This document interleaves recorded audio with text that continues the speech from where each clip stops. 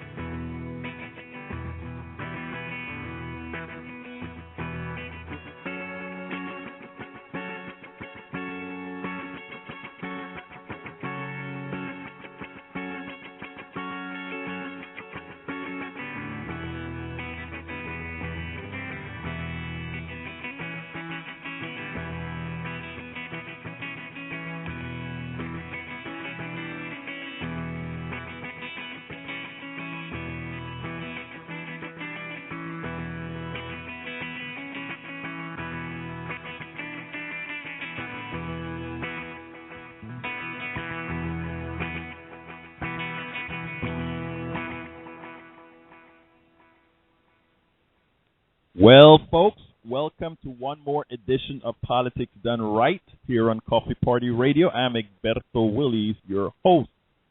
Well, today what are we going to speak about? The same thing as yesterday, but with a twist. You see, folks, let me first be blatantly honest with you.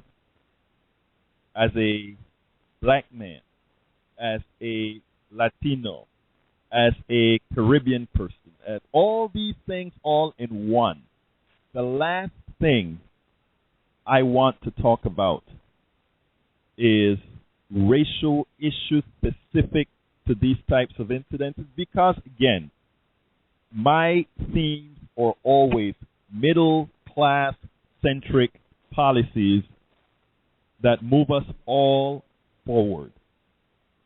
Never want to be viewed through the lens of race. As a person doing radio, the last thing I want to be is a black radio host, but just a radio host with a myriad of issues to cover. But this one continues to hit home. This one continues to hit home. Not only because much of it I have lived, many have lived, most of us in silence, because what's the sense in making big issues out of something the way it is? Why? Why do that? Why not just push forward and try to change things by the way one lives their lives? But this just keeps getting worse, not because of just the specific incident that occurred with the execution of Michael Brown. That's not the complete story. It goes further. It's much deeper.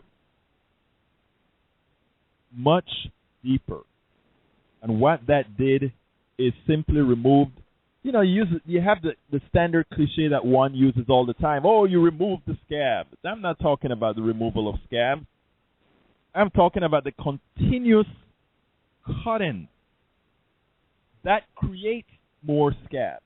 And it occurred with the Joe Klein article. It occurred with the police chief. It continues to occur. Now, when I named today's show, media is a tool to malign black men for a reason, I said, you know what? There are a lot of people that are going to be turned off because the first thing many are going to say is, here we go again, black men again. But folks, unless you hit this in the groin, it continues. The malignment continues, the misinterpretation, misrepresentations continue. So look, the media will be leaving Ferguson, Missouri in the next few days. They would have exposed the cancer in yet another American city. The question is, what part have they played in growing that cancer over time, as well as with their current presence? Purpose why the media has made the other people not in the majority yet, people of color, and specifically black men, to personas non grata. There's a reason. There is a purpose. We must go beyond that lesson. We must go beyond that reason. Defy and come together really as one nation. What are your thoughts? Let's talk. I really want to hear from folks who don't necessarily believe this stuff. I really want to hear from you. I will also be following our hashtag done right on Twitter. So please, if you have anything to say, I'll be periodically checking that feed as well. You know, I started writing my Daily Coast story early in the morning, and I didn't really know what I mean, that was earlier this week. I didn't really know what I was going to write about, you know, because like I said, you know, all day, every day, Michael Brown, the execution of Michael Brown, the office, I mean, the whole thing was just, you know, one gets tired of it, but I mean, the reality is there's, as I mentioned, something much deeper, and I decided, you know what, I better just write this one more time. And, you know, there are a few, I created a little video as well to go along with it on Daily Coast, so I hope you guys go to Daily Coast. I believe it drops tomorrow at 5 p.m. Created a little video that just shows a few things in detail that I hope you take a look at, because this is some serious stuff. But anyhow, here is the Daily Coast piece that I wrote. Michael Brown's execution in Ferguson, Missouri by police officer Darren Wilson presented a national learning platform.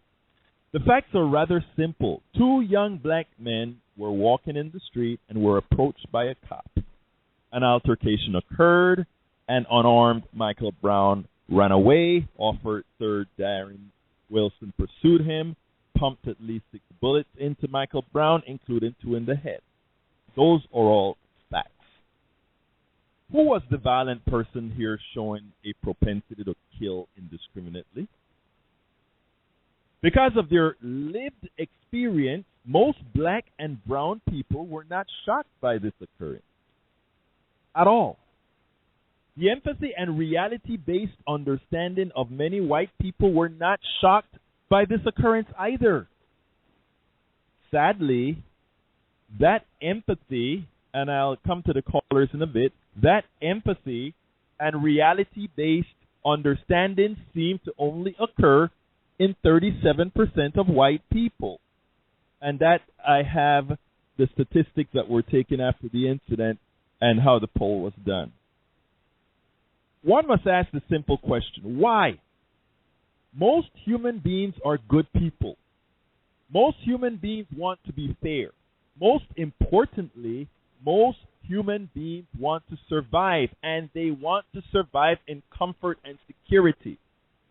In an unequal world in which a particular class extract most of the wealth from a society, peons are made to fight for what is left. The method of aggregate selection enforced by the puppeteers is easily manipulated via racial differences. If one can make that different race an other, then it is not difficult to build a complete narrative around it. The narrative is that black and brown people are violent and lazy, and most protect themselves from them. Of course, very few whites understand the systemic denial of parable access to wealth and success afforded to them simply on basis of their skin color. The following snippet from Judy Heflin is probative. Newly freed African Americans denied any opportunities to own land in the South turned to the new territories of Kansas, Indiana, and Illinois. Many thousand immigrated and found places for themselves, although most did not have the financial resources necessary to homestead. The immigration was organized into a movement.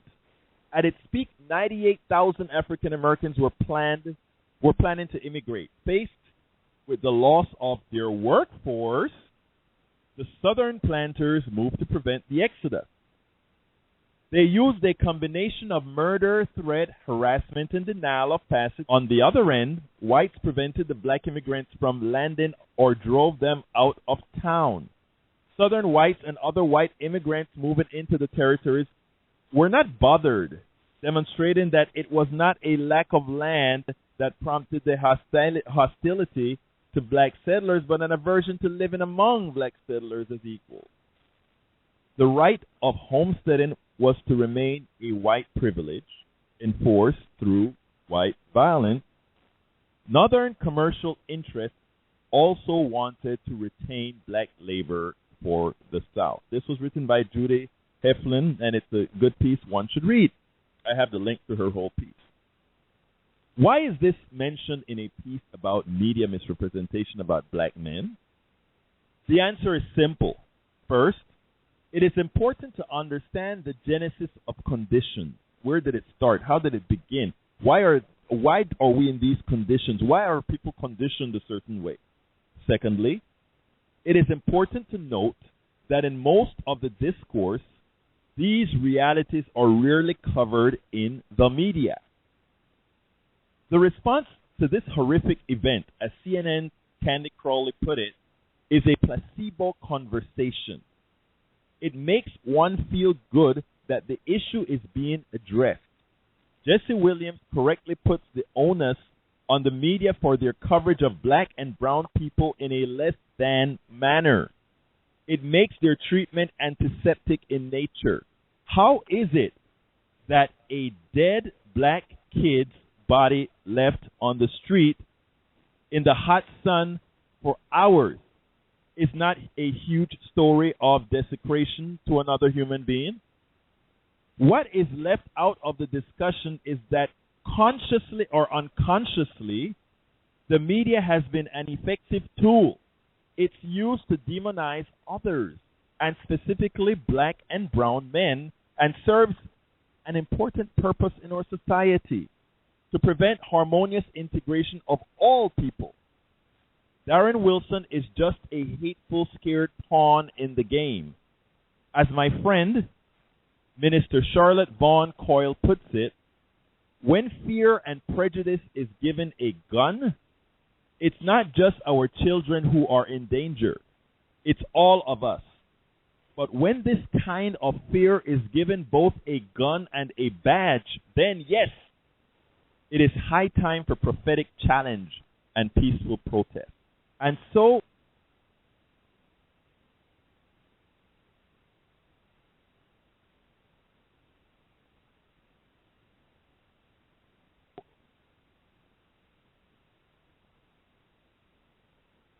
now.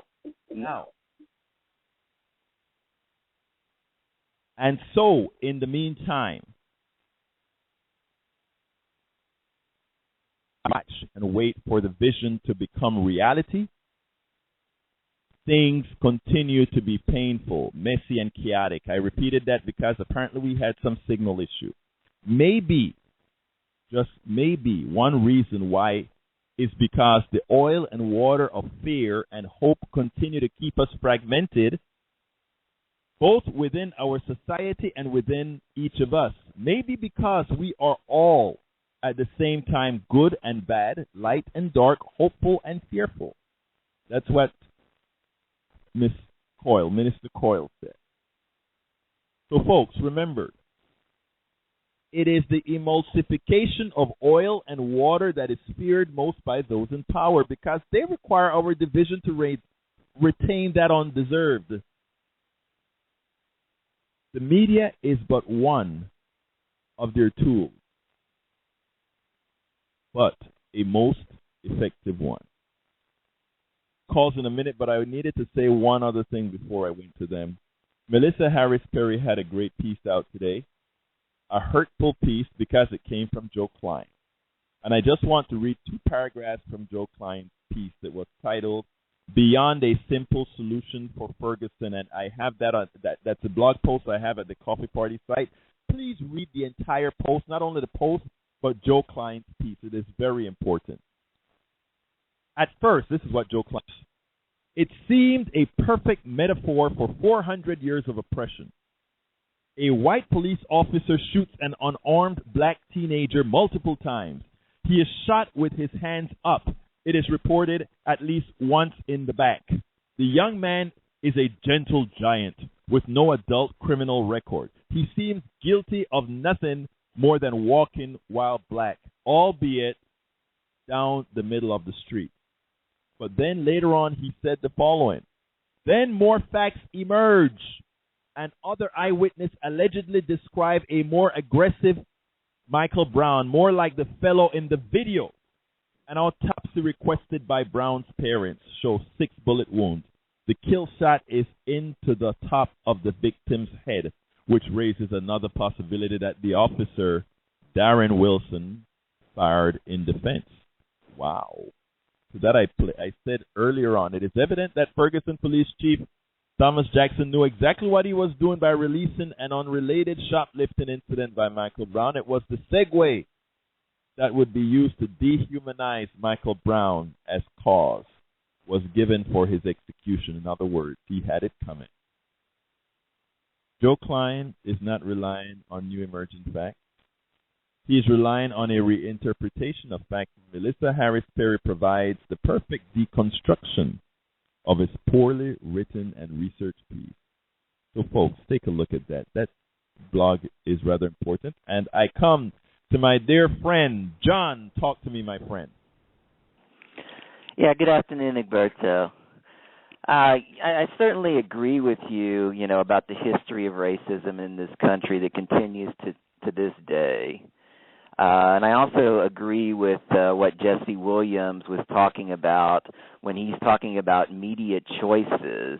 And I think that that's really important because when I see what you're doing, and you've kind of been doing this over the past few months, is you talk about media as if it's one thing.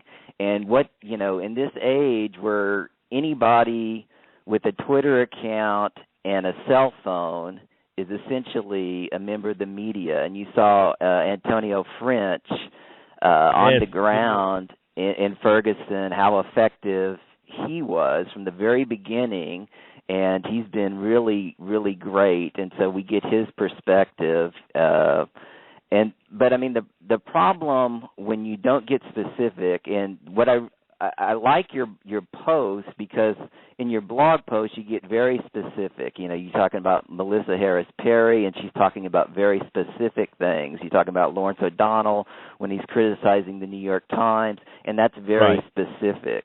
But when you say media, that's not specific. That's just making a broad generalization that is really not. Yes, you're correct. Let me tell you what I mean, really, and maybe it is the onus is probably, I think what you're doing now, John, is putting the onus on me to be more, I think you used the word specific, more specific. So I think I need to oblige on that. When I speak about media, I'm talking about what many consider the media of record. Anybody who read a Times piece by Joe Klein would look at Joe Klein's word as probative. They would look at Joe Klein's words as very important. They would look at Melissa Harris Perry as some have looked at hers in the blog post that I posted on Coffee Party. They consider her a hack, Joe Klein respectable. Interestingly, she had the facts, Joe Klein didn't. I guess I need to more specify what has been considered. A lot of the reliable media is not so reliable after all as Lawrence O'Donnell did with the New York Times. Now, Lawrence O'Donnell is another one that is generally not considered except from folks that are in the know like yourself, they don't consider him as a journalist. Yet, it has been left to the Lawrence O'Donnells and other of the lesser media personalities, if you will, that have actually provided us not with the kinds of facts that we're looking for, but the facts that are verifiable. just like Melissa Harris Perry did this when she used the second half of the facts used by Joe Klein to prove that he was full of it. And that's what I mean. So, I mean, I probably need to listen to what you're saying and get a bit more specific because I know where you stand with portions of the media. Sadly, a lot of the portions of the media most people look at are not the portion that you look at, John. Right. Well, again, that's going back to what Jesse Williams was talking about when he says, you've got to make choices on your media selection. And, you hear various people call into your shows and they, talking about, what their choices are. And, it is important to be specific. But, I do think that there are people who aren't necessarily good, like a Jake Tapper. I didn't really have a lot of respect for Jake Tapper. But, I don't know if it was Monday or Tuesday night, and I don't watch him. I don't, I kind of have a negative opinion of him. And, he did some good reporting because he was saying basically that there's no reason for the police to be acting the way they were. And so, even people who I don't necessarily have the greatest respect for can occasionally, do good reporting, and so, I do think that it is an issue, and we've talked about this before, about how much influence corporate America has on the media. And, I know Cenk Uygur talked about this when he left MSNBC. He was talking about how when he was criticizing Obama, the corporate wing basically was saying to kind of tone it down a little bit. And, this is something that I'm real interested in, about the relationship between the corporate executives and the actual on-air personalities on, either writing. I think that they're given a lot more leeway in writing. But I think that also on, the good porters or, whatever you want to call them, political op-ed reporting, like let's say a Rachel Maddow or Chris Hayes, I don't really know about the pushback, but it seems to me that most of what they do is exactly what they want to get across, and you can see it on the emphasis that certain people do. Like, let's say when what happened in Wisconsin, Ed Schultz covered that very strongly. Chris Hayes covers global warming very strongly. Rachel Maddow always talks about the anti-abortion laws that are being passed, and so I think that there's a lot of I just don't think that they really have to answer necessarily to a corporate master. Now, if their ratings go down, then I think that there is a bit of a problem. But I this is something that I'm interested in, and I know you talk about this a lot about, this is kind of a minefield in corporate America. But, I just think that you have to kind of be a little bit more mindful of, perhaps a little bit more respectful of journalists, because we saw it with the beheading of James Foley, and we saw it the way that the journalists were treated in Ferguson, and this is an honorable profession, and I hope, John, that I'm not coming across against the journalistic field. I'm coming against the corporate involvement within the field. Let me give a good example. First of all, you mentioned Maddow, Chris Hayes, and Ed Schultz. These guys are great. I have a whole lot of respect for them. However, when the union issue came out, where I don't remember earlier this month of them actually, it was I think it was NBC, if I recall correctly, was in a union negotiation with some other group, look, I am pragmatic and practical. I understand that there was they likely kept shut because it was their own company.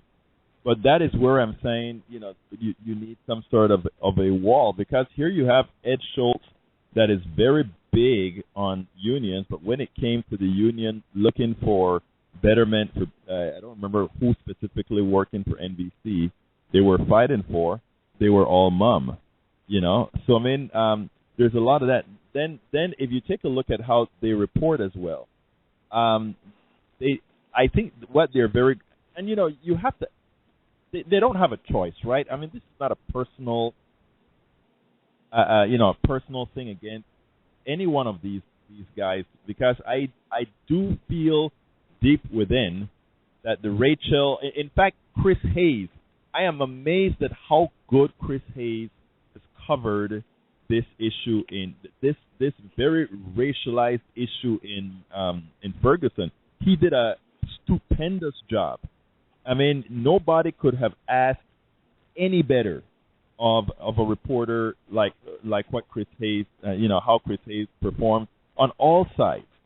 But you see within all the reporting that you just feel that they're working within two channels, two lines, that they know where and what not to cross. And one of the reasons you see me push so hard for things like, or when I'm talking about how important net neutrality is and how important it is for having people who reinterpret the news, if you will, because there's something that, and I listened well when you said it a few weeks ago. You mentioned that a lot of what bloggers and others quote are, in fact, stories from other journalists, because that is where we get them from. But what we have to do is reinterpret them. So it's not like what many of us are advocating, the end to even corporate journalism, because there's a lot within corporate journalism but then also there is a lot that they are not covering that they should cover. So I think you're correct that we have to find a balance. I don't want anybody to think this is just an all-out get the media, but it is an all-out get the media to report as it should.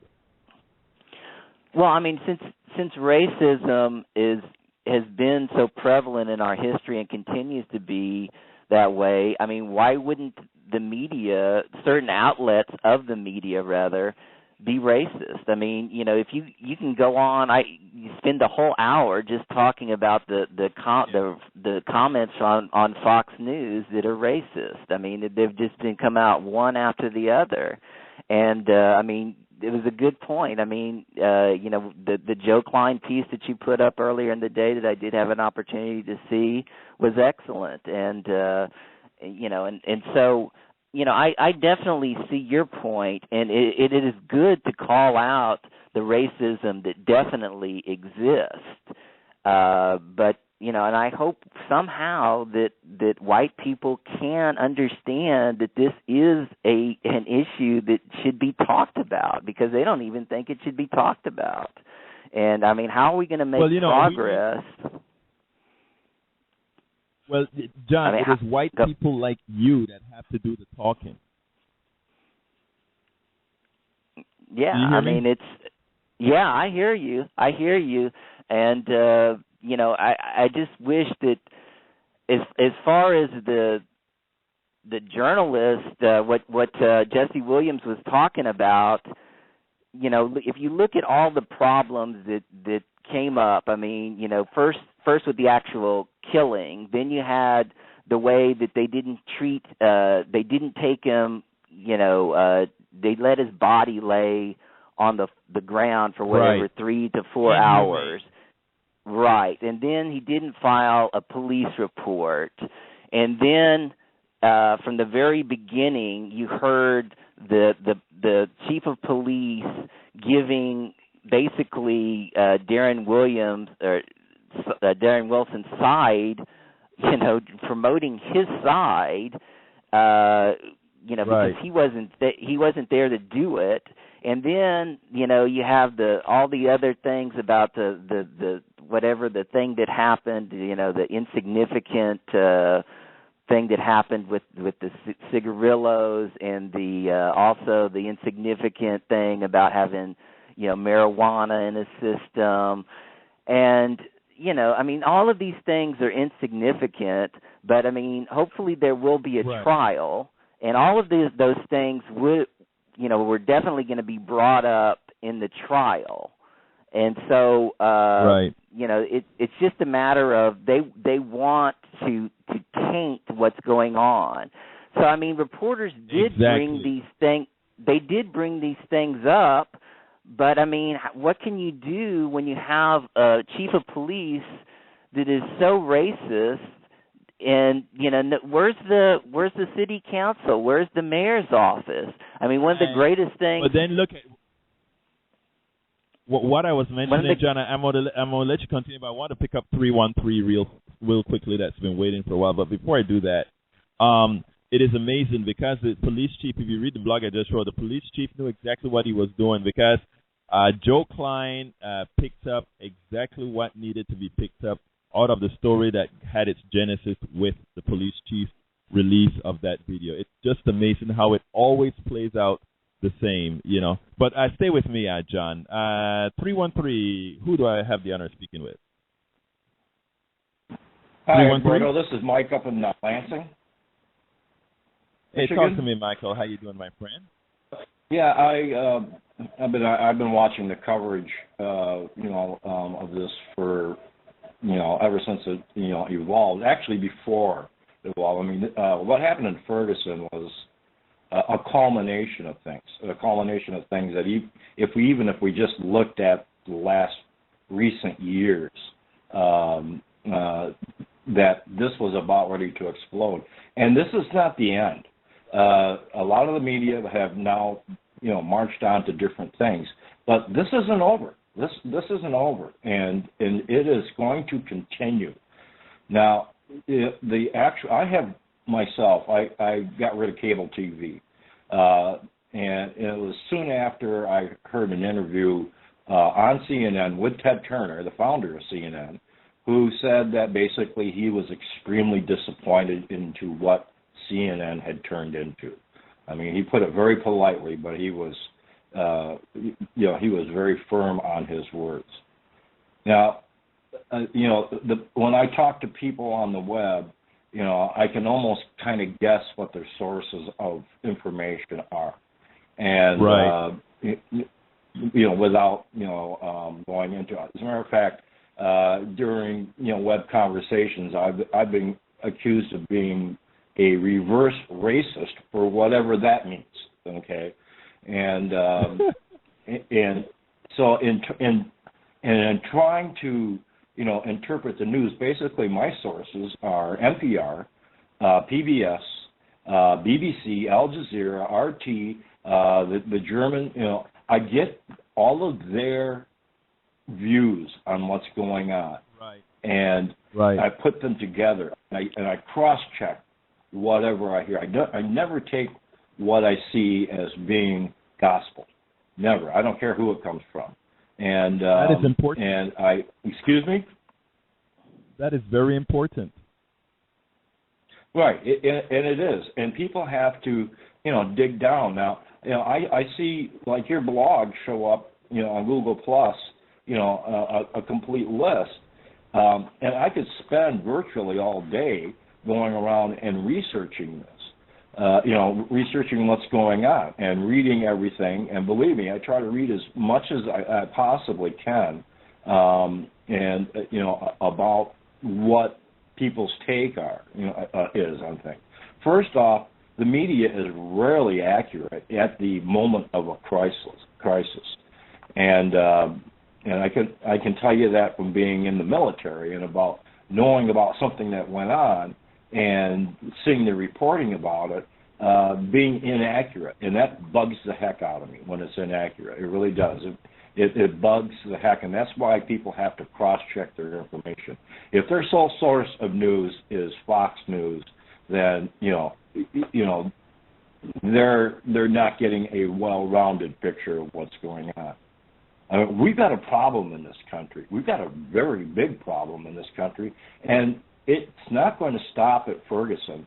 And it's also going to mean in the media raising issues that were kind of taboo before, and one of them is going to be religion.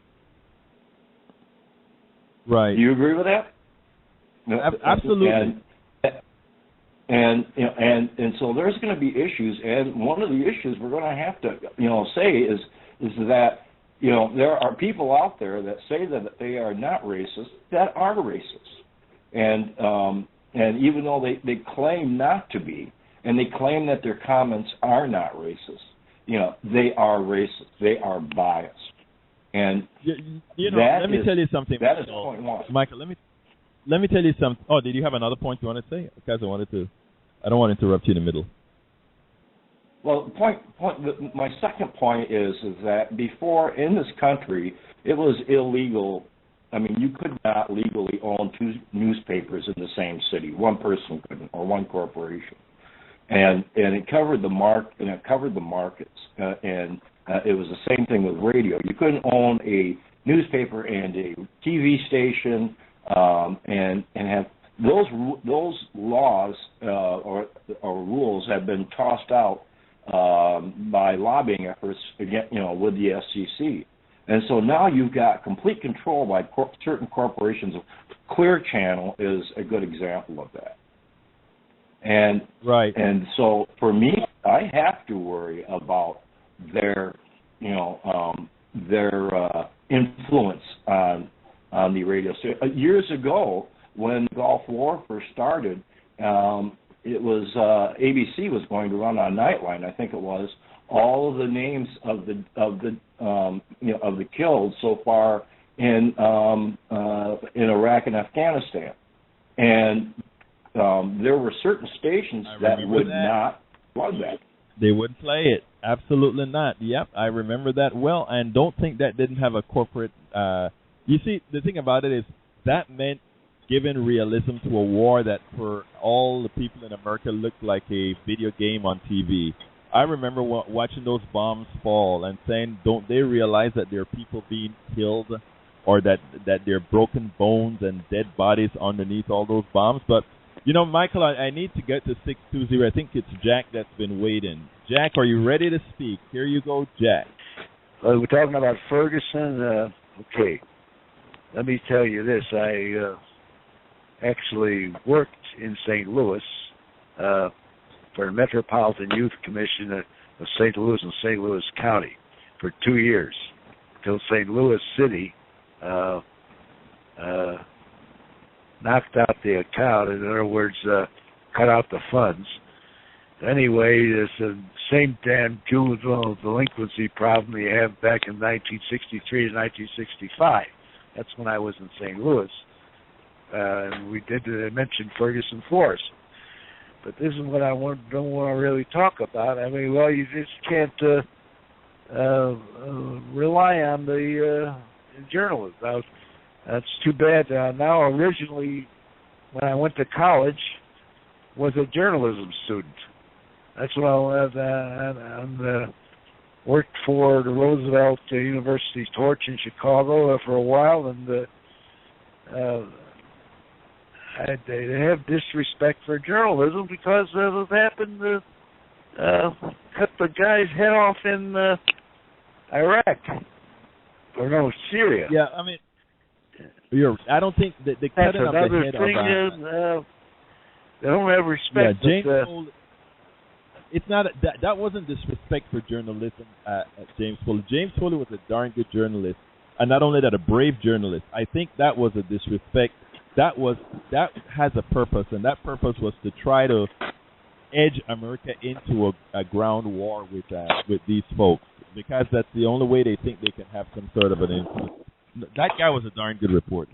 But go ahead, Jack. But anyway, that's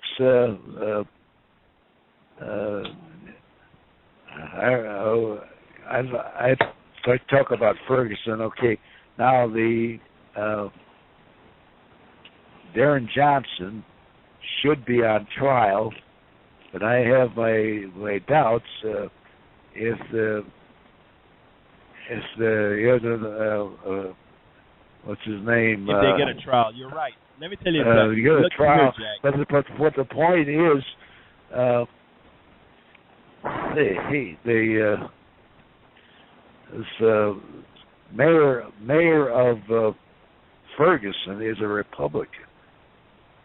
Right. You know that. But here's the deal. And look, let me just say, Jack, this is important, and I want everybody to hear this. This is important. Going back to the release of the tape by the chief, what really struck me later on this week, including the Joe Klein's piece, and it's very important, is that I honestly don't think this guy is going to get charged. Even if he's charged, I don't think he's going to get guilty, because they have laid out a defense strategy, and many in the media have bought this defense strategy. When a Joe Klein picks that up and put that possibility into the minds of many people, at that point we get some sort of a doubt. But let me get back to John, because I want to hear what John has to say about that. John. Yeah, I mean, and I hope it's not just another situation like Trayvon Martin, where the jury pool was obviously, had racial problems. And, I mean, from what I hear, the initial grand jury, set up by the St. Louis County is majority white. So, I mean, that's a problem right there. The county, that's the thing. The county is majority white. The county is something like, I think, just 20% black or something like that. It is Ferguson that is predominantly black. Well, it's not just Ferguson. I mean, white. Well, I don't know about that. Actually, the towns right next to it are actually have a higher population of African Americans. In fact, that was one of the reports that I saw. Some of the white people were saying, I mean, I cringe to say this, but this is what they were saying. They were saying, we're the ones that stayed here, because a lot of the cities around there. Now, I don't really know, the full makeup of the whole county, but I mean, the cities that are around, all these little small townships, a lot of them are even a larger majority African American than Ferguson.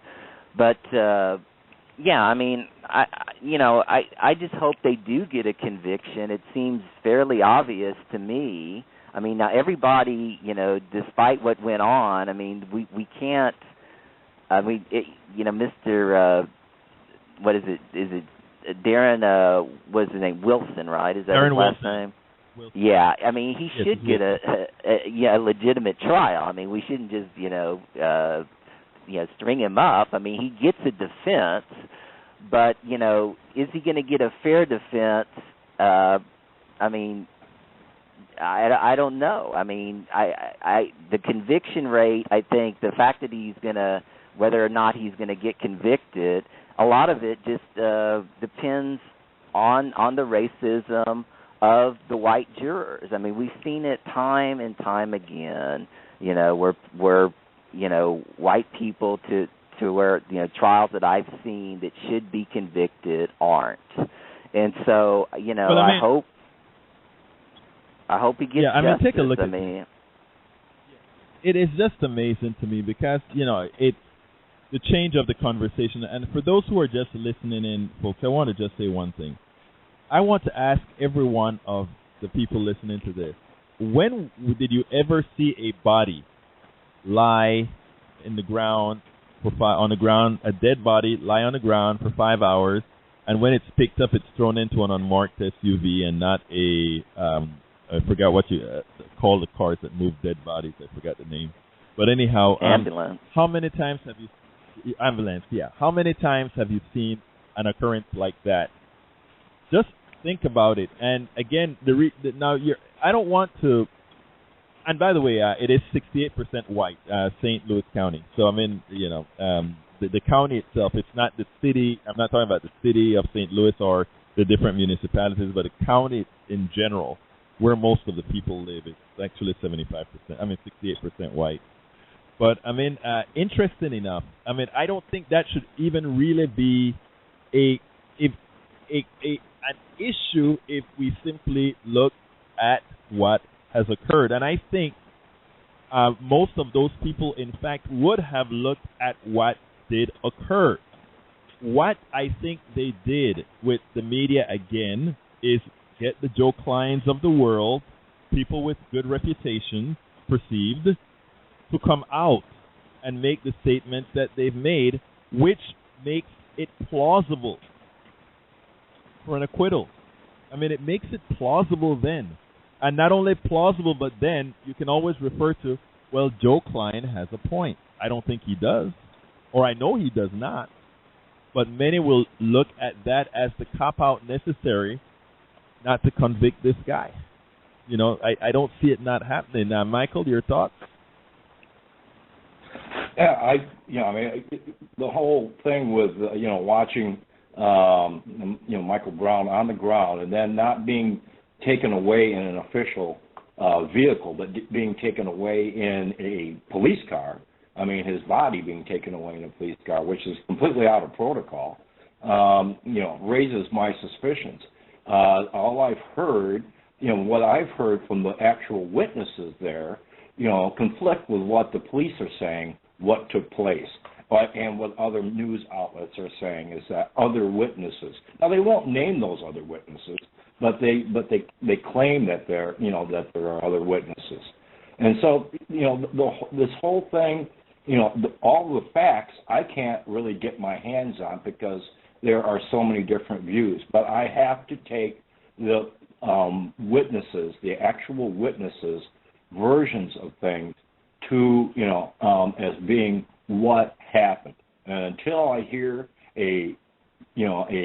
another good source by name, of what they saw, I have to disregard that and but go Mike, by isn't the it even name. simpler than that? Isn't it even simpler than that when we look at unarmed person shot 6 times? I mean, it is. I mean, the facts that everybody agree on. I mean, first of all, as Lawrence O'Donnell pointed out, all the facts that from even the unnamed sources seem to be corroborative. Even those that differ they differ in the way people say things. An altercation versus a pulling and tagging. They're different that way. But just the basic fact of the case: an officer chasing and providing using deadly force on somebody he's chasing who is unarmed. Come on, that's not a death sentence. Right. And one more thing, Eduardo, is that the makeup of the grand jury is white, predominantly white. Is majority, the majority of them are white. And my question when I heard that was, and I posted it on Twitter, and I'm almost ready to make a hashtag out of it. Are they Fox News white? That is amazing. You know what is so interesting? In that, I don't know. Have you ever been to Missouri? Missouri is a pretty Fox-like place. Okay, I have some stories that occurred in Branson, and it wasn't. Once you leave the metropolitan areas, including places like Branson, it's a different place, my friend. Right. It's a different place. I can tell you some stories about a friend of mine driving outside of Branson looking for catfish, but I won't talk about it on air. What happened to us? Well, I'm going to be going to work in Detroit, and where I'm going to be working is going to be I'm working socially based to organize communities. Am I going to expect some doubt the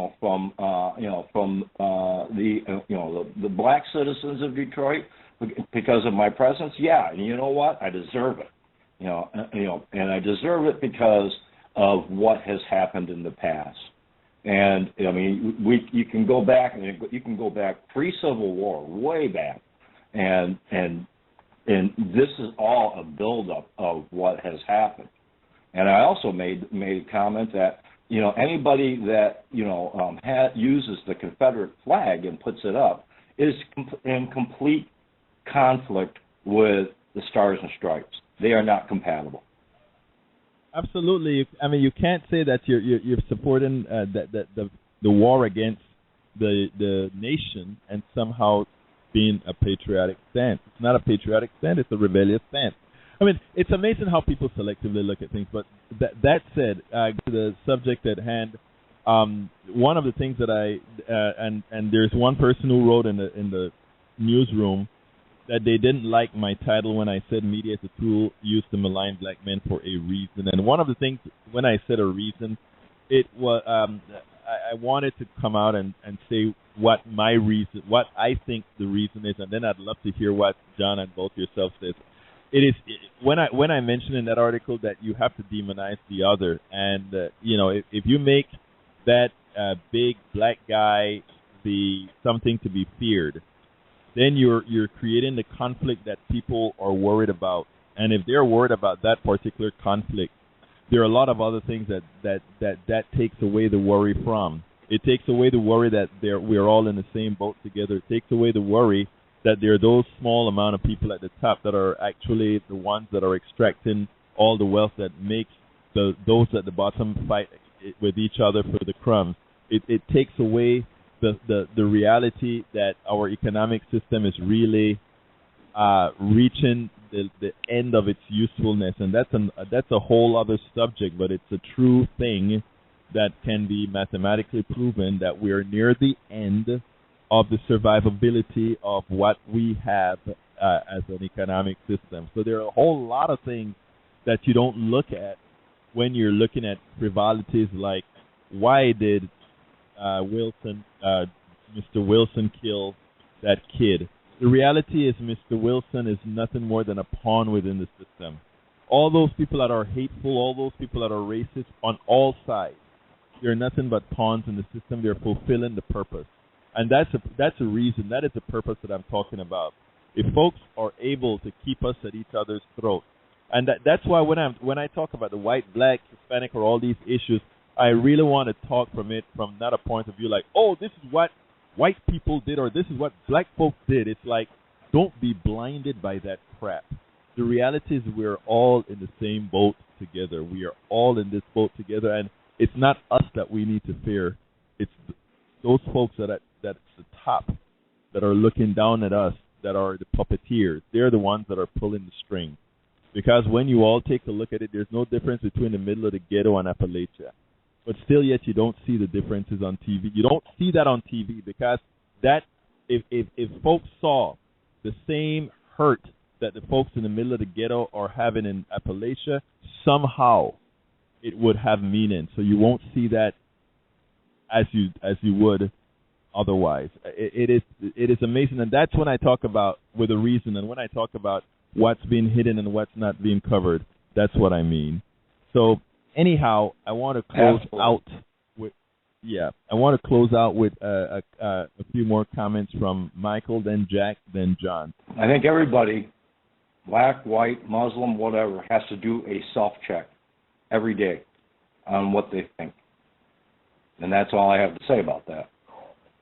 Absolutely. And that is prescient because it is a fact that if we all look at each other for all that we bring to this pie, man, it's a much better, tastier pie. Jack, I'm bringing you on, my dear friend. Jack, okay. Give me a final thought. I want to say that James Nixon, the governor of Missouri, is a weak governor for the very reason that he couldn't make a decision as to compared with a guy. They're both Democrats, but the guy from Kentucky, I forget his name, is a stronger governor than what the guy from Missouri is. Yeah, the Kentucky governor. I don't have too much respect for, and I don't have any respect for the New York Times anymore. I mean, since they fired that woman back several months ago. Right. Yeah. Well, we have to look. The editor of the Times. I have no respect for it.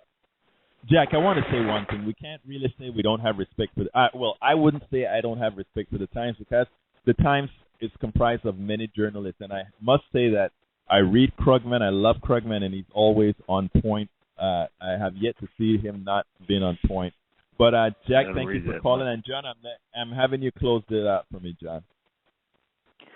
Yeah, I agree with what you're saying about the real issue. And if you look at this summer, you know, there are a lot of foreign crises that have happened. You know, you look at what's happening in Gaza, Liberia. look what's happening in Russia, look what's happening in Iraq and Syria, and those are legitimate things that should be covered. And also the immigration crisis should be covered. There were some other issues that and obviously Ferguson should be covered. But sometimes, you know, we have to realize to not just focus on one thing, that all of these things are important. And, you know, that's one thing that's great about the Internet, and you're talking about net neutrality. You know, when you have access to the Internet, you can look at all of these different subjects. And you were talking about, you know, when you were interviewing Rula Jibril and writing about Rula Jibril, you made this comment about, well, you know, the people don't really cover, you know, whenever there's peace negotiations, it's not covered. What's covered is when, you know, bombs are falling. And I mean, right. I think that there is that what's great about the Internet is you can look at all these things even when things are calming down, and you can get a big picture coverage the way that you couldn't do before the Internet age. I mean, I guess you could get a lot of foreign magazines to do that, but it would cost you a lot more money and a lot more time. Right. But you know, I think it is important to focus, you know, to take it back to these economic issues, because I think you're right about that. And Kareem Abdul-Jabbar wrote a piece about, you know, how this is relating. You know, this is about race, yes, but it's also about class also. And I hope Antonio French is able to mobilize voters to put you know, a different racial component in Ferguson, because if they would have had a strong mayor and if they would have had a strong city council, you know, they could have fired that chief of police. And and so I hope, you know, I hope he's successful, and you know, the African American community did, you know, vote. I mean, it wasn't at a great rate. I know you would want, and I would want, like 80-90%, you know, voting percentage. I think it was around 56%, which is pretty good. And if you look at the right in the presidential election in 2012, if you look at the African American voting percentage, I mean, it was excellent in the Obama era, you know, when in presidential election. It's amazing that the black vote was actually greater than the white vote on a percentage basis in the last presidential election, something unheard of, and that was because folks really saw the urgency in the vote. I'm hoping that in 2014 they also see the urgency. John, I got to close this baby out. So, folks, please do remember, Coffee Party has 3 radio shows presently and 1 to come. Press 1 for Democracy with Dan Aronson. That comes on Mondays at 10 p.m. Eastern. We have Lunch with Loudon, which comes on Thursdays, 3 p.m. Eastern. And, of course, you're with me here on Saturdays at noon, 1 p.m. Eastern. Politics Done Right with Egberto Willies. Look, folks, I really appreciate your time. I really appreciate your comments.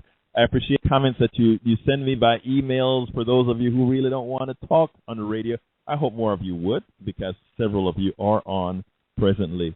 Have a wonderful Saturday, and please do remember the Coffee Party on. Go on to coffeepartyusa.com and help us move the country forward.